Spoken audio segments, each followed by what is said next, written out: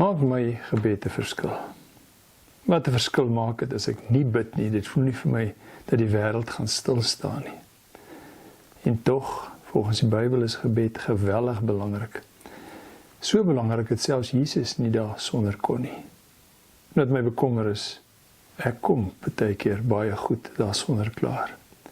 Jy hoor van mense wat kan bid, maar het voel my, ek is nie een van hulle nie.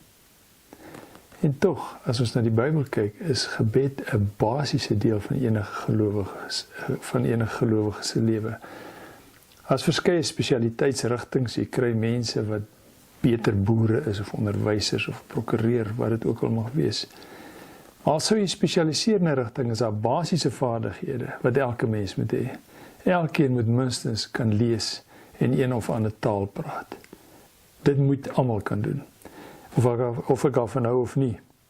As ek dit kan doen, dan kan ek verder spesialiseer. En so is dit met gebed. Gebed is nie iets vir die mense wat liefhebberry daarvoor het nie. Gebed is iets wat elkeen moet hê. Ons kan nooit genoeg maak in die ontdekking van die misterie daarvan nie. Kom ons kyk vandag daarna. Here, dankie dat U as wonderlike, magtige God nie buite ons bereik is nie. En dat U Uself wil laat ken. En vandag het ons nodig om weer aan die voete te sit en by U te leer. Wil U dit doen? Amen.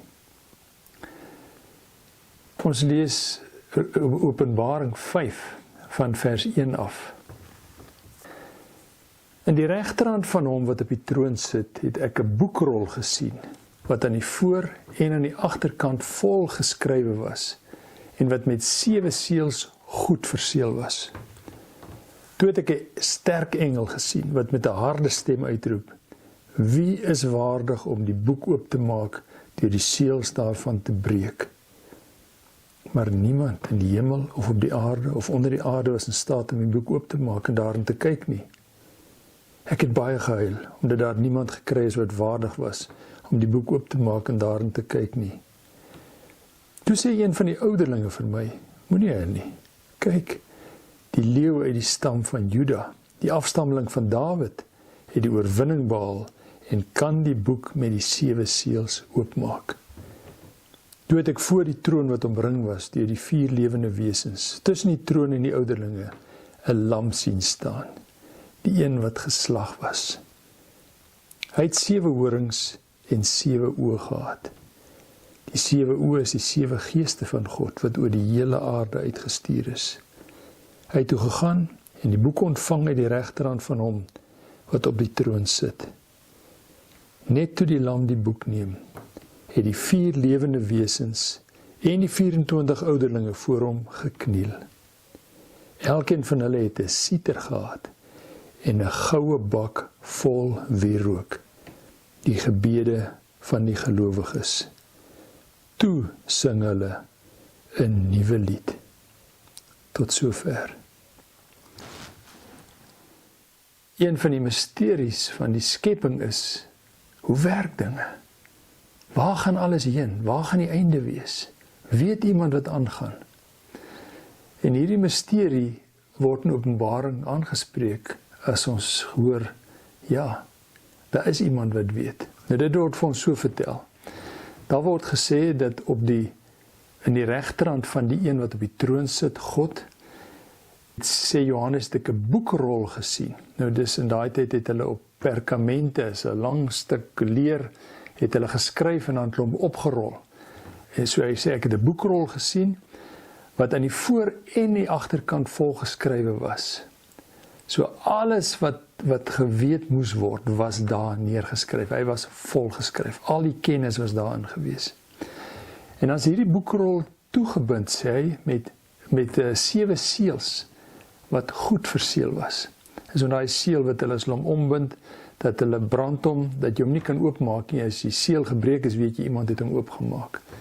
Maar hierdie boek is toegemaak en niemand kan hom oopmaak nie. 'n Sterk engel vra, wie is waardig om die boek oop te maak en die seels daarvan te breek? Wie is in staat om dit te doen? Met ander woorde, wie kan vir ons verduidelik wat hier aangaan? Maar daar is niemand in die hemel, of op die aarde of onder die aarde wat in staat is om te kan sê, hoe werk dinge, hoe steek dit in mekaar, waar gaan alles heen? En dan sê Johannes, het hy gehuil, is hartseer, dat daar niemand was in die hele skepping wat hierdie boek kon oopmaak nie, wat genoeg agting gehad het, dat hy dit kon oopmaak nie, genoeg kennis en wysheid gehad nie. En dan sê een van die ouderlinge vir my, nou ons leer hulle ken, die ouderlinge, daar was 24 van hulle gewees, ons gaan nou weer na hulle kyk, het om die troon gestaan. Nou die 24 ouderlinge verteenwoordig al die gelowiges uit die ou en die nuwe verbond.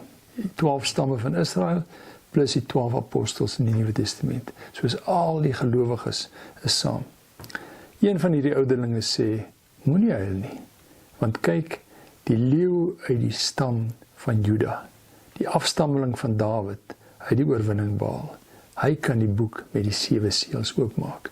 Daar is een wat waardig is om dit te doen. Nou dit was die belofte gewees reeds aan Abraham, dat uit Juda gaan die regeerder kom. So die leeu uit die stam van Juda is 'n beeld wat ons in Genesis kry. Dan gaan hy aan en sê, toe het ek voor die troon wat omring was deur die 4 lewende wesens, tussen die troon en die ouderlinge. So hier kry ons nog iets wat bykom. Ons weet van die een wat op die troon sit, wat in sy regterhand die opdrag het en sê, julle met hierdie, alles is hier geskryf, 24 ouderlinge om hom en 4 lewende wesens. Nou van hierdie 4 lewende wesens lees ons in die vorige hoofstuk 4. Dis die 4 beginsels waar volgens God die aarde regeer. Hierdie 4 lewende wesens was in die eerste plek, sien ons in Openbaring 4, was 'n leeu gewees, 'n leeu wat krag en koningskap en majesteit simboliseer. So God het totale beheer oor sy skepping. Die tweede een was, daar was ook 'n bul gewees, is die tweede lewende wese. 'n Bul is 'n sterk dier wat hard kan werk. Hy kan 'n ding trek, 'n os wat goed trek. Soos 'n teken van krag en van diens en bereidwilligheid om God te dien. Die derde een van die 4 lewende wesens was 'n mens gewees. 'n Mens het God gesê, is my verteenwoordiger. Hy het 'n verstand. Hy is in staat om saam met ander mense ongelooflike goed te kan vermag. Nog 'n beginsel, 'n pilaar waarop God se koninkryk staan. En die laaste een is die van 'n arend. Arend wat statig is, majesteus, wat spoed het, wat statig is, kan sweef, 'n ander perspektief op dinge het. So dis die 4 beginsels, pilare waarop God die aarde regeer. So hulle is voor die troon en dan sien ons is die 24 ouderlinge ook voor die troon.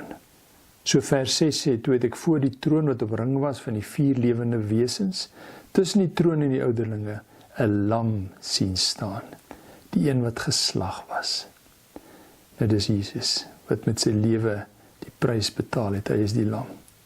Hy het 7 horings en 7 oë gehad. 7 is die getal van volmaaktheid. Horings beteken krag.